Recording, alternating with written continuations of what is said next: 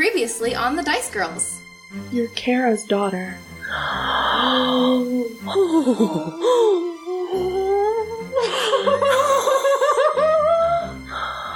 Yes, you knew my mother? She and I were very close. You'll be fine in here. Will our horses be safe? Are we just gonna bring them in our room with us? Yeah, they're pets allowed at this hotel. Horses are too big for our rooms. We do have a stable in the back if you'd like to. Is it a safe stable? Yes. Okay. Iron bars, just like on the windows here. Yeah, we should probably, do that for our horses. Yeah. I have a map that a friend here has drawn for me that shows the general path to getting to the area that Wulfric lives in. With sugar and spice and a roll of the dice, you're listening to The Dice Girls.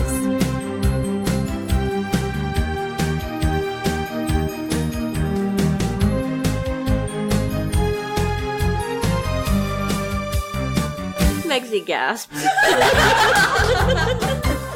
You wake up in the morning, still in Osylam, still at Megsy's place. She let you kind of camp out there for another night. Basically, the question that I'm going to pose to you is there anything that you would like to do before you head on? I mean, I'm good. You good? Yeah, I'm good. yeah, I have something I want to do. I want Rhakna to go talk to Crimson. Okay, does she tell her friends where she's going? How does she handle that? We just spent the night, right? So it's like, I would imagine that Rhakna would probably get up earlier than everybody else and leave without telling anyone. Like, they'd all still be asleep, and she would go. And I guess just... I don't know if that's a good idea. And just Because Triggus freaks out. Well, I was just gonna cross my fingers that Crimson was awake too, so I'm gonna do, go to her house and, she's in her jammies making coffee. Oh my goodness. Okay, well, yeah, okay, if we think that Triggus is gonna freak out, then I guess I'll have some character development and I'll, tell my friends what I'm doing. I guess I'll develop my character. And what does that go like? Okay, well, I got up before everybody else, and I was getting ready and everything, and then they wake up and they notice me, right? Right, guys? Yeah, that's what you do. Yeah. You guys are up. Good morning. Good morning. I got some business before we go. I'm gonna go talk to Crimson. I'd like to go alone, but I'll be back soon, and then we can go. Yeah, it's cool. Triggus and I will stay here and pet Minmin. I like that plan. Yeah. You take good care of Minmin while I'm gone. I will. Not that I ever did anything for him. You held him that one time when I bashed my head on the window. Oh, I did. He was a good boy. This is the most adorable. Alright, I'm gonna go do my thing. Okay. You head towards the Sage Manor. Again, you have to pass through, Town Square to get there. And we're gonna say you knock on the door? Yeah, I definitely knock on the door. Okay. I know a thing or two about knocking on doors. You do? Well, now I do. Yeah. After a moment, Matthew answers the door, and he smiles when he sees you, and he says, "Well, good morning, young lady. What can we do for you today?" Hey, Matthew. I kind of I look a little nervous. Is Crimson here? I was gonna say, is Crimson home? Is Crimson home? I want to play. Can Crimson come out and play? Matthew kind of chuckles and he says, yeah, of course she is. Hang on just a minute and I'll go get her. And he kind of gestures you into the foyer and shuts the door behind you, and he walks off. And a moment later, Crimson comes walking into the foyer, and even though it's early in the morning, she still looks exactly as she looked at yesterday's meeting. She is wearing long robes, and she looks at you kind of expectantly, and she does give a small smile when she sees you, and nods her head. Hey. Good morning, Rhakna. What can I do for you today? Rhakna wrings her hands a little bit, and she says, "Hey, good morning, Crimson. Sorry to come by so early. It doesn't look like I woke you No, you did not. Well, that's good. Look, I'll get to the point. We're leaving today. I wanted to ask you about my mom. Her stern face kind of softens a little, and you see like a slight smile, actually, and she kind of nods knowingly, almost as if she was expecting you to come and ask. And she says, of course, let's go into the sitting room where we can be more comfortable. Would you care for some tea? Oh, yes, thank you. So she leads you to a sitting room. There are chairs and couches and cushions and like poofs on the floor that you could sit on. She gestures into the room, and then she disappears for a moment. When she comes back, she's carrying 2 cups of steaming hot tea, and she hands you one, and then she sits in a high-backed chair. I don't sit on a poop on the floor. I sit on a chair, like across from her. Okay. Nervously. Very nervously. She looks at you and doesn't say anything. I stir my tea a little. I take a tiny sip from it, but it's too hot still. Roll for hotness? No, I'm just kidding. Do me a tea check. Rhakna fidgets a little, and she plays with her tea a little, and she kind of fidgets again. And when she decides that she needs to actually say words, she just kind of blurts out. She gets to the point. She's, what was she like? Crimson has been sipping from her tea when you asked, and she slowly lowers her cup, and you can see her smiling. And she thinks a moment, and she doesn't quite like make eye contact with you. She kind of looks off into space. Basically, you can tell that she's visualizing your mom. She sort of looks past you, and her smile gets even wider, and she then makes eye contact with you, and she says, Cara Gulanak was fierce and serious. She gave me a run for my money. Rhakna smiles. She was a fighter at her core. Rhakna smiles more. She looks a little excited. The fidgeting has turned into, like, excited fidgeting. That's adorable. Your mother was an amazing woman who would never hesitate to protect those that she loved or fight for the things that she believed in. She was incredible. And she and your father together were quite a sight, because he's quite the opposite. He is a dreamer and so gentle, and she was not. Crimson starts to get a little choked up as she's speaking. Your mom. And she kind of like smiles and shakes her head as she remembers some of the times that they had together. I say she was fierce, and I do mean it. But she also never failed to make us laugh. Her big mouth got her in so much trouble. She was always speaking up for anything that she believed in strongly. And it didn't always turn out great. But darn if she didn't keep on going anyway. She was amazing. And I wish you could have known her. Rhakna's definitely teary-eyed. Crimson is as well. Rhakna smiles, and she kind of looks at her tea in her lap, and she looks much less nervous and a little excited. When Crimson mentions that Rhakna's mom was also like kind of a jokester, I guess, she looks absolutely just floored.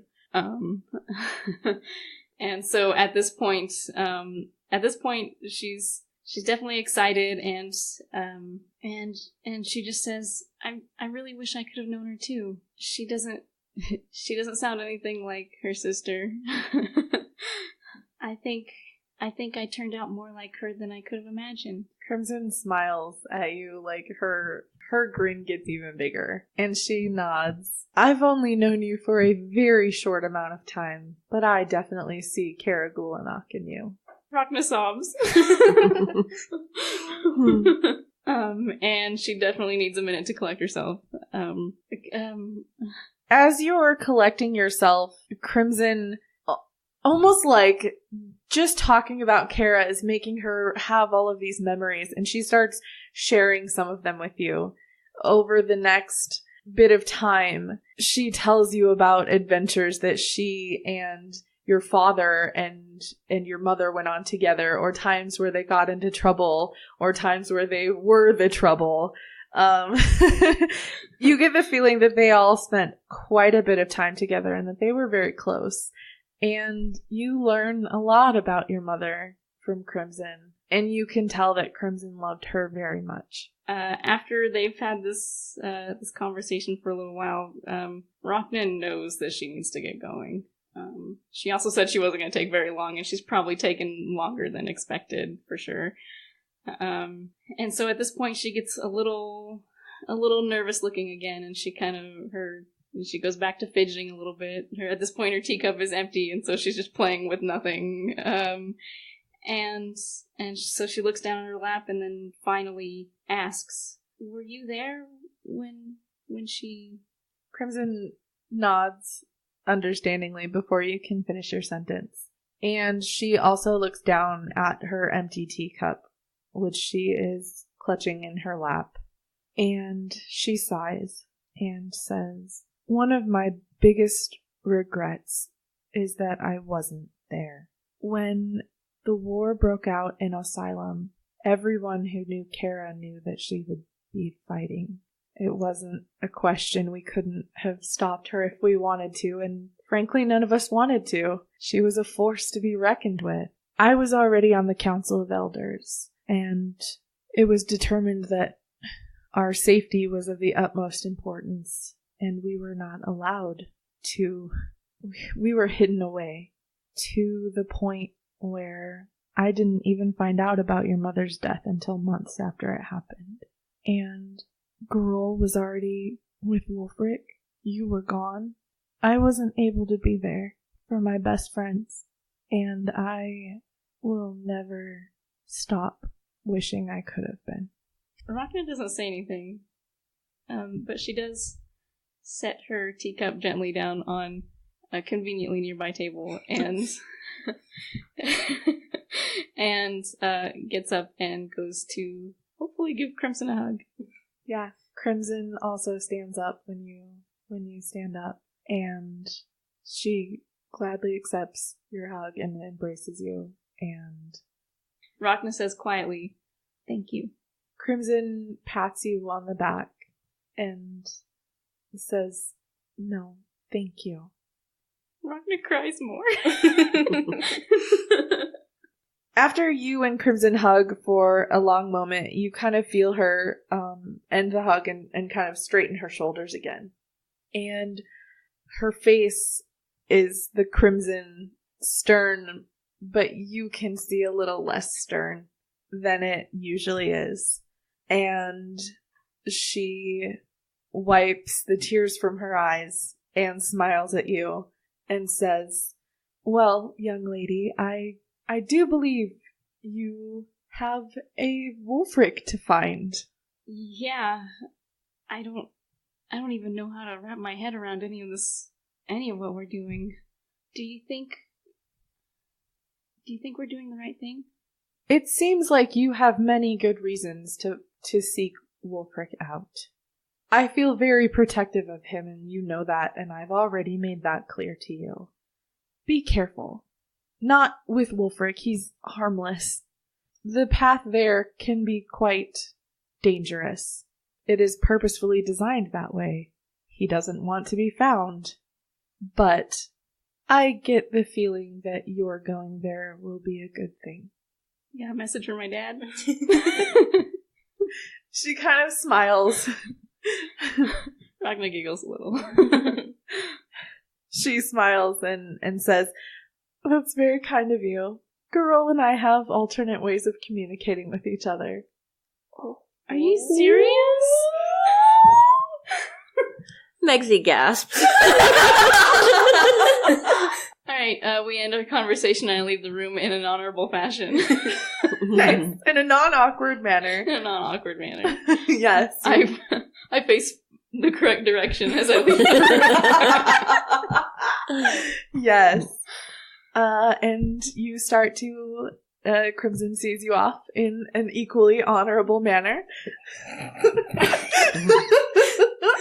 And we end our conversation like normal people and nothing is weird. Correct. The first time this has ever happened in your life. It feels weird. And you start to head back towards Megsy's shop. I would like to know what Kai and Triggus have been up to while Rhakna has been away. Well, Triggus is dancing around in circles with Min Min. And he's singing, as always. And he's singing, Rhakna had secret business and she didn't want us to come because it's a secret. And I think maybe she has new friends. Maybe she doesn't like us anymore. I guess we'll find out when she comes back. Kai, do you think she's coming back, or do you think she left us for another family? Megsy gasps. No, she's coming back, Triggus. She just had some business to take care of. Okay, I miss her when she does secret stuff. I do too. And hopefully Rhakna heard part of the song. Yeah, I say, do you go back to singing your song? Yeah, I continue singing the song. Rhakna has secret business and she doesn't want us to come with her because it's a secret and she has new friends. And like when Rhakna walks through the door, I'm like, he's been at this for like an hour and a half. You can tell that Rhakna was a little teary-eyed, but she laughs instantly at that moment. Literally since you left. Rhakna, do you have a new family? No, Triggus. You're staying with us? I'm staying with you. Oh, hooray. I'm so happy. That makes me and Max very happy. I huffily snatch Min Min back. It's not a name, Triggus. You're crying. Why are you crying? Well, I'm laughing now. Oh, you're crying? Yeah. I couldn't leave you guys, Triggus. Oh, good. I went to talk to Crimson. I just wanted to ask her about my mom. So we got a little caught up talking. She had lots of stories of when they were adventuring together and everything. So, yeah, I'm sorry I took a little longer than I expected. Well, I'm glad you're here. I'm glad that you didn't leave us. I worry when you leave, even when you go to the bathroom. Triggus, you're so cute. I don't know if that's the word I use. Maybe clingy? A little clingy, yeah. Well, are you guys ready to go? Yeah, I'm ready. I'm ready. Min Min is also ready. Thank you for asking. Of course. Always. Are we walking? We have a carriage. We still have it? We put it behind The better H&G. The better H&G. Are we still in the place with the rat people? Yeah. Oh, okay. Yeah, you're still in Oh, asylum. got it. Hey, let's take the cart. Or wagon. Wagon. It was more of Yeah. a wagon than a carriage. Okay. Yeah, it's more a wagon than a cart with pedals. I'll drive. Yeah. It's Oh, still- no. Oh, that's right, because we gave Triggus the Pretend reins. Pretend reins. Yeah. Yeah. That was great. Man, we're funny. So the three of you go and collect your wagon from the better H&G. Plug has taken very good care of your horses, Pluto and Andromedas. Plug has taken very good care of them. And when you go to pick them up, he says, "Your horses were good. You owe me 80 gold, please." I hand it over. He smiles and happily takes the gold and leads you back to your wagon, which he quickly sets up with Pluto and Andromedas at the front of it and wishes you well on your journey. Thank you, Plonk. We appreciate you. Plug kind of like, he puts his forehead in his hand, like, and rubs his temples, one with his thumb and the other with his index finger. He likes me. I mean, you were very close to his name. I'm impressed, Triggus. Yeah, I think that was pretty good. Bye, Plog. Bye. We drive backwards away slowly. You drive away awkwardly. I don't know. I can't picture that, but I know we could pull it off. Yeah, absolutely. Your horses are trained to back away awkwardly. They beep. They beep. Beep. Beep.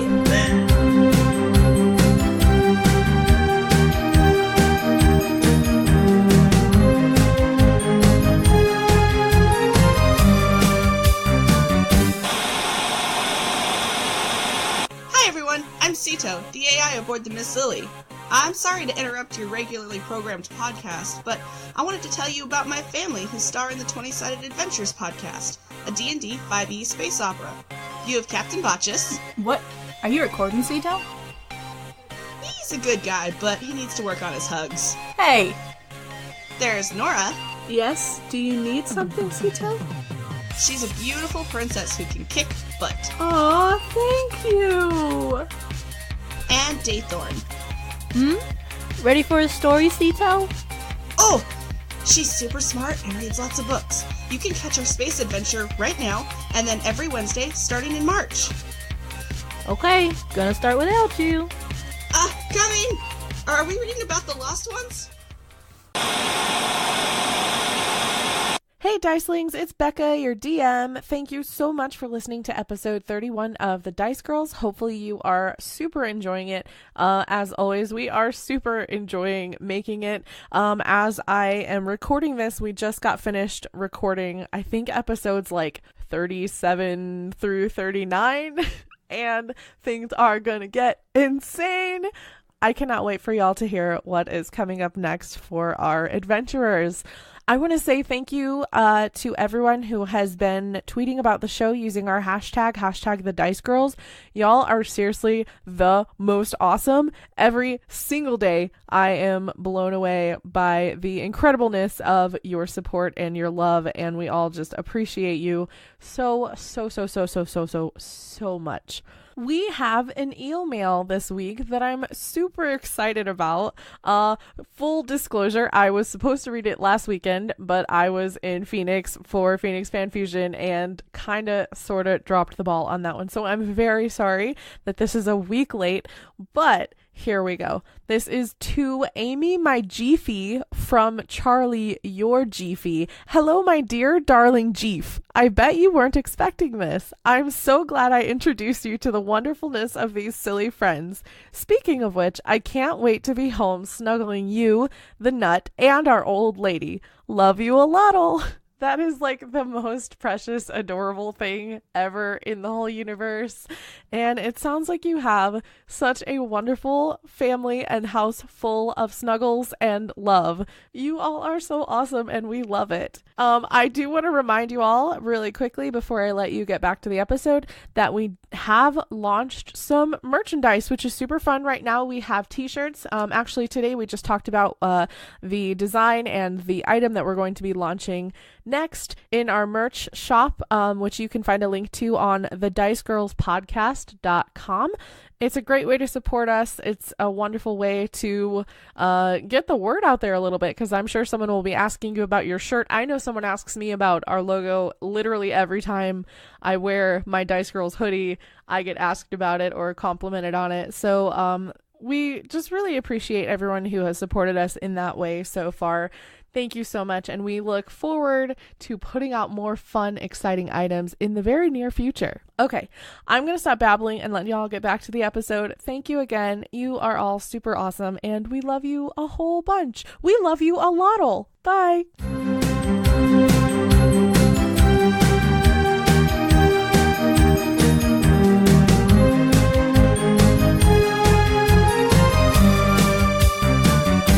Osylam is a very small town, and the forest isn't very far on the outside of it.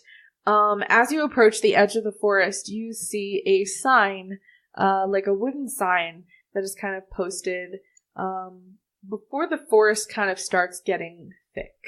And it says, "Stay out, infestation."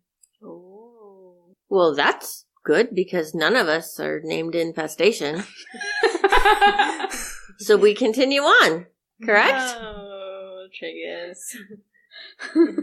I had a cousin once. Infestation Garganath. Hey, I'm immune to diseases. Oh. Yes, you are. I remembered something about my character. I'm so proud of you right now. I didn't read that off the sheet or anything. I mean, I looked because I remembered it, but I'm so proud of myself right now. I speak 5 languages. In 5 languages, the sign says, "Keep out, infestation." It's the exact 5 languages that she speaks? Yep. All 5 of them. Plus 1 you don't recognize. So 6. Yeah. Well, technically I speak 6 if you count Thieves' Cant as You a know language. In 7 languages, the sign says, "Keep out, infestation." Alright, onwards, right? I mean, I should be okay. I've got a potion of healing. I mean, I don't know if we should just... I have an herbalism kit. I got a bunch of weird stuff from Hector. I have a +1 to medicine. We'll be fine. Triggus has some medicine stuff, I have doesn't a he? +1 to medicine, which is wisdom, which I have -1 in. Yeah, I have a healer's kit and a potion of healing. Well, don't you have a proficiency in medicine? I thought you did. Oh, +5. Guys, look, this is my jam.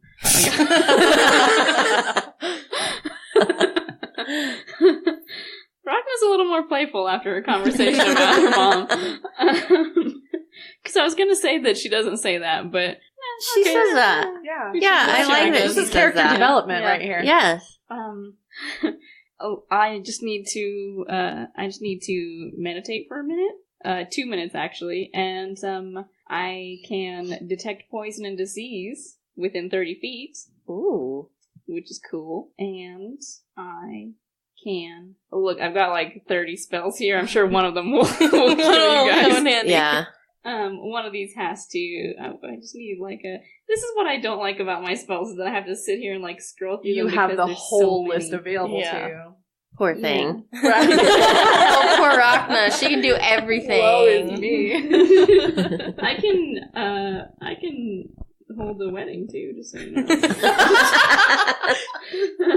Well, that's fine. I'm going to look. Here's what we'll do. I can, if I just meditate for a minute here, I can access my ability to detect poison and disease. Handy. Yeah, up to 30 feet away. So I just walk out ahead of us because I'm immune, and I detect, and then that way we can find if there's a clear path for us to go through. Smart. Yes. Right? Yeah. Yes. It sounds wonderful. Yeah. All right, I'll be right back, and then I meditate. Rhakna's doing that quiet thing again. Is this where we're not supposed to sing and talk to her? Yes, that's correct. Okay. And I'm back. All right, so...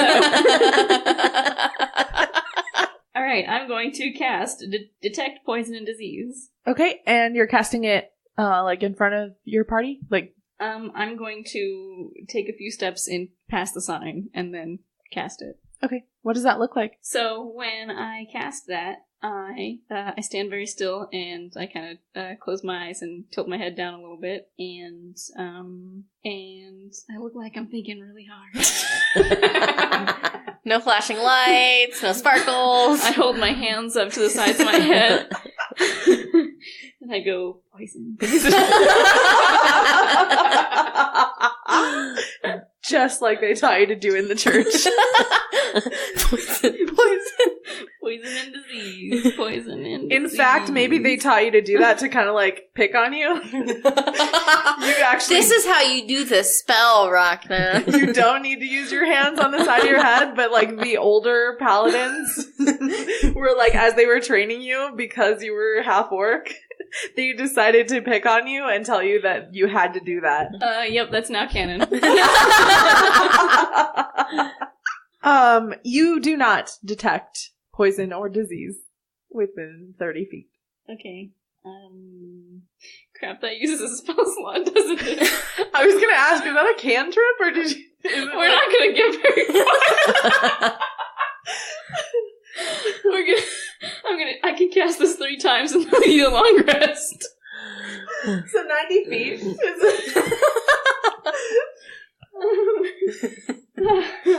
Okay, we're clear. There's a small flaw in my plan. I can only cast this 2 more times before I need a suspiciously long rest. I feel like we could save it. It doesn't. We don't seem to be in any immediate danger.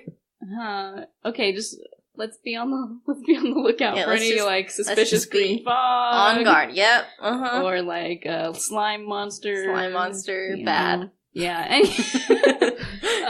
Zombies. Just anything that looks like poisoned or diseased. Mm-hmm. I can detect those things 2 more times. But we can all detect them if we use our senses. Like a PSA for washing your hands.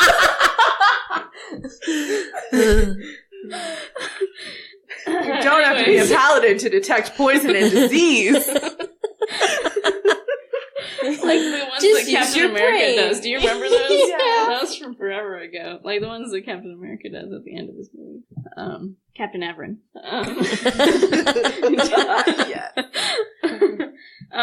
Okay, I get back in the cart and we resume our journey. So, I'm assuming you're headed in the direction the map is, pointing you in? Absolutely. Cool. Yes. Cool. The first thing of interest on your map is sort of your map shows you a picture of the forest. It shows you a wide river running straight through the middle of the forest. And there is a circle on the map around what appears to be a small, kind of olive-colored dot. As you start headed towards that dot, the forest thickens up pretty quickly. And after about a half an hour into your journey, the path ends and your horses stop because they can no longer go through anymore. The foliage has gotten too thick. Rhakna, we need your axe. We're not gonna chop down the forest, Triggus. Well, we can't leave Plunky and Dreadnought. Are we gonna just abandon them? If we set them free, will they return home? Side quest of Pluto and Andromedus. We just have an entire episode dedicated to their homeward bound-esque journey back to Rom. Nah, I shouldn't cut the wagon in half or anything, right? No. We're just borrowing it. Just have a thinner wagon, 2 of the wheels. Are we just gonna have a balance? It's or are you gonna turn it into a chariot? It's like Willy Wonka's office, where everything was chopped in half. Your wagon is just cleanly chopped. Well, then that way the horses could get through one at a time. We get to keep everything. Okay. Or do we double back and give them back to Flock? I think we can leave the cart here and we could take the horses. Shouldn't we take the horses? Do the horses fit? DM? Roll me a perception check. Me? Anybody. Everybody. Okay. Everybody. 12. 10. 18. Dang. You're perceptive, Nice. girl. Triggus and Rhakna, you feel that's about a horse-sized path that they could maybe get down. Kai, you can see that they would be able to make it down the path, but it would be a very tight squeeze for them, and they would be kind of battling with brush scraping against them constantly. Not a good idea. So do we just leave them here? Do we double back? Give them back to Pluck. Do you think asking the horses, do you know your way home? If your character would like to ask a horse a question, this is D&D and I can't stop you. No.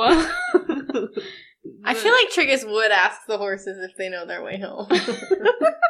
Yeah. Yeah. What What are you writing down? This is D&D and I can't stop you. Oh. I like that. Oh my god, I'm terrified suddenly. I have just given Triggus the power of everything. I think I would like to ask the horses to see what they say. Ask them if they know their way home. Excuse me? Sirs?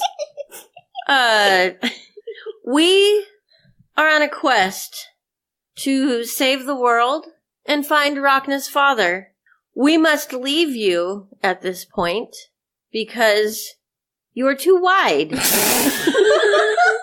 for the trail. Rhakna leans over to Kai. Rude. However, we are concerned about leaving you here. Do you know your way home? Will you be okay? Is there a roll he can do for that? Roll me a charisma check. Okay. 11. Yeah, so a 13. Plus a smile. Extra charisma. Yeah. That's a plus 0.5. 13.5. Pluto swats a fly with his tail, and Andromeda's, his ears twitch a little. Aha. They have responded. They will be fine without us. They do know their way home. That didn't look like an answer to me, Triggus. Yeah, I'm a little more worried now. How about I stay with the horses and keep them company? Splitting up's not a good idea. No, it's not. We're debating a really long time about these horses. It's okay. It's totally maybe fine. We should just lay out all of this hay that we happen to have and this trough of water that I'm going to set up to where that they can reach it, and they'll be fine. I love you, but you can't materialize hay in a trough. This is D&D, and you can't stop me. I can't stop you from trying. Okay. Does somebody speak horse? Do one of you speak horse? Appaloosa, Pinto. I love that you all are checking your... Unless horses speak common, undercommon, elvish, celestial, deep, or thieves can't. No. They're very roguish horses. Try every language. We never know. Yeah, Rom's got crazy magic stuff. I mean, for all we know, this whole time, horses have been able to speak deep and nobody knew. I know what we can do. We can just go on, and then the first NPC that we meet, we can ask them to kindly take care of the horses, and we can pay them some gold. As you are standing there debating on what to do with your horses... Please tell me Hector comes out. Please tell me Hector's just conveniently here. Hector is not in this area. As you are standing there debating how to handle this situation with your horses, a small swarm of blinking lights floats by. It's the fireflies. It's my friends. I told you I was friends with them. You did not believe me. Do you remember? I had a crown. Come do the thing. I don't remember if I believed him or not. Rhakna did not. Rhakna believed that he talked to bugs. Yeah. I think I believed him. Yeah. Rhakna gasps. Megsy gasps. Inexplicably in her shop. 8 miles away. Somehow we all hear it. Yeah. Hello, friends. They do not stop. Wait, where are you going? I run after them. You disembark from the carriage? Yes, I vault over the side of the carriage. These are my friends. I must hug them. Gently, because they're squishy. All of that is a bad idea. So Triggus vaults from the fireflies start, they continue on. Oh, sorry, go ahead. Go ahead. Okay, If you wanna... fireflies. I have a message. Can you give a message? Blink once for yes and once for yes. They continue flying. They have gone into the direction that you were going before you stopped. Take the horses. No, like they are going deeper into the forest. Oh, they're going on. Yes. Okay, so this is a sign that everything will be fine. We need to follow the fireflies because of the wrinkled lady. Rhakna looks at Kai. I mean, how long do I guess we could tie up the horses, maybe? Around They're the attached tree? to the cart. I mean, they could still leave with the cart. Oh. Let me have a talk with them. Hello. We have a change of plans. We are going to leave you here, and we are going to ask very respectfully that you stay where you are, unless you're in danger. If you're in danger, or if you know how to go home, you may go. That cover it? Roll me a charisma check. An 18. Plus your charisma modifier. Plus 0. No, charisma. You should definitely have charisma. Yeah, you got 2. Or, Okay. You've got 2. oh, 20. So Pluto goes, and Andromedus kind of like stomps one of his hooves on the ground. He understood me. Oh my god, I lost my mind. I mean, I guess they're good then, right? Like, I was checking out I was gonna give them, like, a protection spell, but I would have to use 1 spell per horse, and I don't want to use it all at once. So they're just on their own. We must follow the fireflies. We can't delay. Yeah, okay, let's just tie them up, I guess. I guess. We still need our stuff. Yeah. Okay. We go off the road a little bit so they're hidden. Yeah, and, I'll use up my spell slots, but I think Rhakna would want to protect the horses. Fine. Okay, it lasts for 10 minutes. I'd like to cast Protection from Evil and Good on each horse, which will use up my last 2 spell slots right now. But it only lasts for 10 minutes? I think we should save that. Yeah. Oh, fine, okay. Rhakna doesn't help the horses at all whatsoever. And we tie them up and dump them in a forest. They're in a shaded location. Yeah. And I take some of the extra rations out of the cart on my way out, just in case. And I can cast Don't Hurt the Horses. Does that use any of your spell slots? Nope, it's a cantrip. You just sing them a song? Yes. Do you give them inspiration die? Yes, I do. They're like sugar cubes. Oh my god. Yeah. You carve 1 through 6 on each side of the Yes, sugar. of course. Alright, we need to get Well, going. yeah, let's go. Follow the fireflies. It's like next week.